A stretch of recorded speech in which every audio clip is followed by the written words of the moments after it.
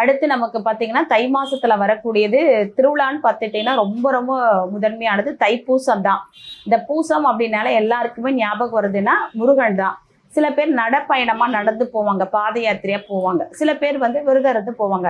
ஆனா நம்மெல்லாம் எப்படி வழிபாடு பண்ணா நல்லா இருக்கும் அப்படின்னு பார்த்தீங்கன்னா, அதாவது தைப்பூசத்தன்னைக்கு பௌர்ணமி அன்னைக்கு எல்லாரும் என்ன செய்வாங்க அப்படின்னு பார்த்தீங்கன்னா, சில பேர் வீடு கிரகப்பிரவேசம் பண்றேன், காது குத்து பண்றேன் அப்படின்ற சுப நிகழ்ச்சிகளை கொண்டு செய்வாங்க. தயவு செய்து அமாவாசைக்கும் பௌர்ணமிக்கும் நம்ம மனுஷர்கள் செய்யக்கூடிய சுப நிகழ்ச்சிகள் செய்யவே கூடாது.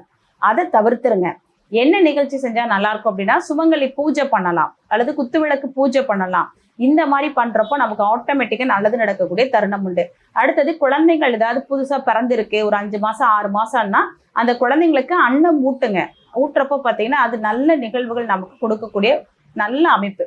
நம்ம போய் பௌர்ணமி அன்னைக்கு மொட்டை அடிக்கிறோம் அப்படின்னா அது எப்படி இருக்கும்? நீங்களே யோசனை பண்ணி பாருங்களேன். அது சிறப்பா அப்படின்னு கேட்டா சிறப்பு இல்லை.